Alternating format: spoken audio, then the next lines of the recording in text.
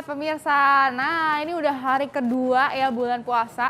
Pasti banyak banget ya yang kita tubuh kita tuh beradaptasi gitu ya. Ya, tapi harus tetap sehat, tetap semangat dong. Yes, betul. Tapi kadang-kadang nih adaptasinya itu bukan cuma pola makannya juga loh, tapi pola tidurnya kita. Iya. Ya kan? Jadi Itu berubah juga ya? jadi berubah gitu. Yang Iya. tadinya biasanya mungkin di sini ada yang tidurnya jam 10, jam 11 atau bahkan jam 12. Udah nggak bisa lagi loh itu ya. Nah, jangan khawatir, ada obat-obatan herbal, ramuan yang bisa kita dapatkan di negeri tercinta ini. Yes, yang bisa membantu ya untuk Anda betul. tidur dengan nyenyak. Iya. Makanya hari ini kita sudah ada Dokter Mute. Ini ahli herbal Ahli kita. herbal kita. Halo Dokter Mute. Halo. Apa kabar, Dok? Baik, alhamdulillah sehat. Oke. Ini ada fakta atau mitos nih dok yang beredar tentang ramuan-ramuan ini.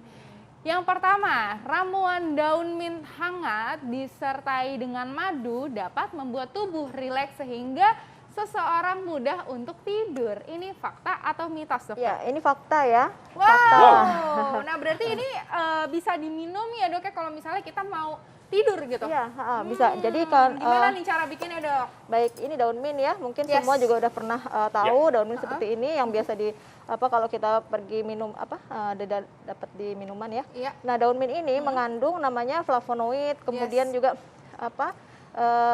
alkaloid gitu kan. Nah, dia fungsinya juga untuk berikatan pada reseptor yang membuat kita ngantuk, namanya reseptor GABA.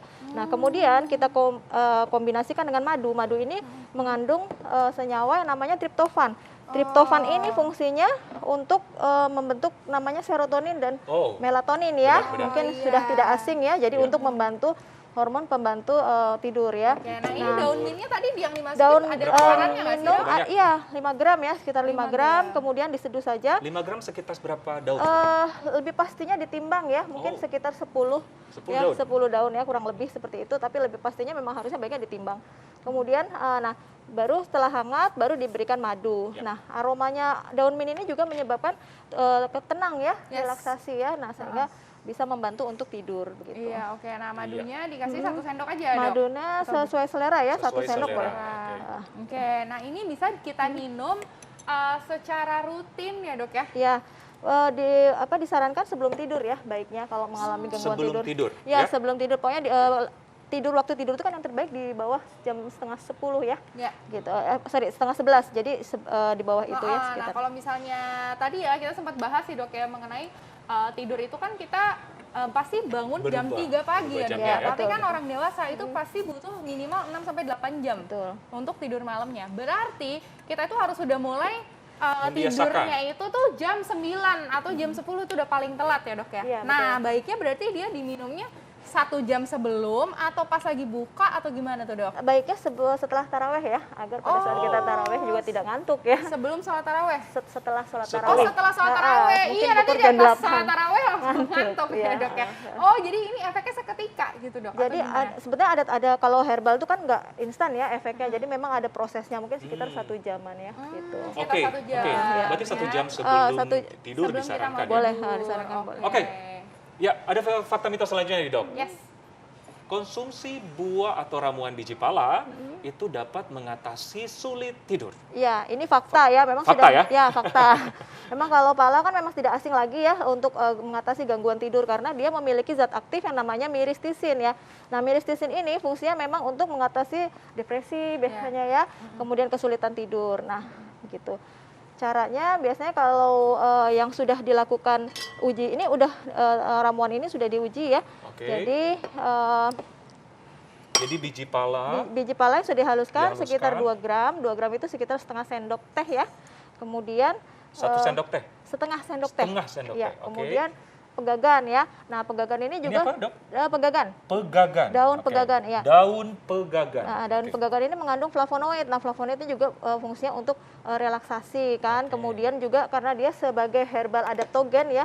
Adaptogen itu ada untuk mengadap tubuh kita tuh untuk stres ya, menghadapi stres. Merilis stres. Nah, kemudian ini ada tanaman yang disebut lenglengan ya. Lenglengan. Lengan. Oke. Ya, tahan lengan. Nah, Ini bisa didapatkan di mana ya, Dok? sebetulnya ini Ini mungkin di sini dong. Ini loh. Lengan tuh, Dokter Oh, Ali. ini lengan ya. sebenarnya tanaman herbal tuh banyak ada di sekitar kita ya. Cuman karena kita tidak mengetahui ya, jadi sepertinya sudah pernah lihat tapi namanya Oke, kadang-kadang nanti tidak bisa tahu di-search ya, Leng-lengan ya. Nah, ini direbus dengan menggunakan 2 gelas air. 2 gelas air, kemudian ditunggu sampai mendidih sampai airnya tinggal setengahnya. Nah, baru dikonsumsi 1 jam menjelang tidur ya, begitu. Oke, nah ini nanti kita lihat nih prosesnya ya dok ya. Nanti pasti kita akan lihat ya dok ya, dan juga ini dikonsumsinya sebenarnya seperti apa ya kan, penyajiannya seperti apa, Ya. nanti saat lagi kita akan bahasnya, tetap di Hidup Sehat. Masih bersama kami di Hidup Sehat, masih membahas mengenai herbal-herbal alami, ramuan yang ada di negeri tercinta ini yang ternyata bisa mengatasi insomnia, apalagi pada saat puasa. Yes, gangguan Nah, tidur. masih meracik ini ya, Dokter Alin ya, Dokter Mutia ya. Ya, dan itu tadi kita udah membuat yang namanya ramuan pala ya. Pala dan apa ya tadi, Dok? Dan leng-lengan. Lengan? Yes. Leng-lengan. Sama pegagan Pegagan, juga. oke. Nah, ini udah jadi ya dok ya. Direbus tinggal setengah, kemudian disaring baru disajikan. Kemudian disaring langsung disajikan. Iya, Nah, betul. ini konsumsinya seperti apa nih, Dok? Ini- Apakah setelah taraweh juga atau ada perubahan nih? Boleh saat berbuka puasa? Jadi sebaiknya sekitar jam 6 sampai jam 7 malam Oh. ya, dikonsumsi, diminum ya 1 kali sehari malam hari. 1 kali sehari. Satu Iya, kali betul. sehari, malam hari, hari, ya, rutin. gitu. Nah, berarti ada ini lagi- juga boleh dicampur tadi ya dengan madu juga ya, Dok ya? Boleh madu boleh di itu. Dan ini sudah diuji klinis ya, aman selama 14 hari dilakukan pemeriksaan faal ginjal dan faal hati, itu ternyata aman. Oke, Oh. nah dok, ini kan tapi kita kan minumnya itu saat berbuka puasa, yang dimana kita itu perut kita itu kosong udah 12 sampai 14 jam. Apakah aman nih kalau misalnya kita langsung meminum minuman ini? Ya, jadi kalau pada prinsipnya herbal itu baik dikonsumsi sebelum makan, tetapi juga kepada kondisi-kondisi tertentu dapat dikonsumsi 1 jam setelah makan boleh. 1 jam setelah makan Iya. boleh ya, untuk pribadi yang sensitif ya mungkin ya. Oke. Minumnya setelah 1 jam setelah Setelah makan. 1 jam setelah makan. Yes, Oke, betul banget. nah terima kasih ini- dokter. Iya. Dokter, ini udah banyak banget ya, berarti kita udah sampai bikin 2 Dua loh ya. ramuan herbal. Yes, Bisa Anda betul. praktekkan di rumah ya. Iya, nah mungkin Oke. dokter ada tips terakhir nih dok, untuk penderita gangguan tidur gitu kan, yang ingin memanfaatkan herbal. Iya. Silakan dok. Jadi gangguan tidur itu kan yang pertama yang harus kita rubah adalah pola stres ya, karena Yes. stres itu sangat menentukan, sangat penting sekali untuk menjaga hormon supaya tetap seimbang agar pola tidur pun juga bisa teratur, karena nanti hubungannya sama pelepasan hormon melatonin kan ya. Iya. Yang kedua adalah pola makan. Jadi kalau pada kondisi-kondisi kurang nutrisi seperti kurang magnesium, kurang zinc, kurang vitamin B, itu juga ternyata berdampak terhadap pembuatan melatonin sehingga bisa menyebabkan secara tidak langsung menyebabkan insomnia.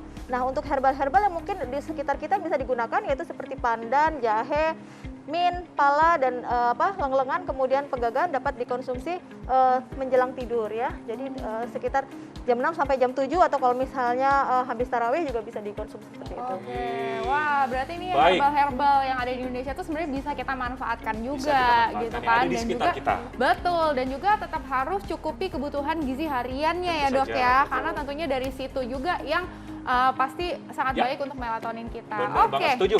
Masih Oke. banyak lagi nih ya sebenarnya informasi kesehatan yang menarik untuk Anda, namun kami semuanya harus pamit. Terima kasih banyak telah menyaksikan Hidup Sehat TV One, dan selalu nonton kami tiap hari Senin sampai Jumat jam 1 sampai jam 2 siang live di TV One. Jangan khawatir bagi Anda yang terlewatkan, tetap saksikan kami di fitva.co.id. Yes. Oke, saya Dr. Ekles. Dan saya Dr. Edita Arlin, Indonesia Indonesia Hidup Sehat.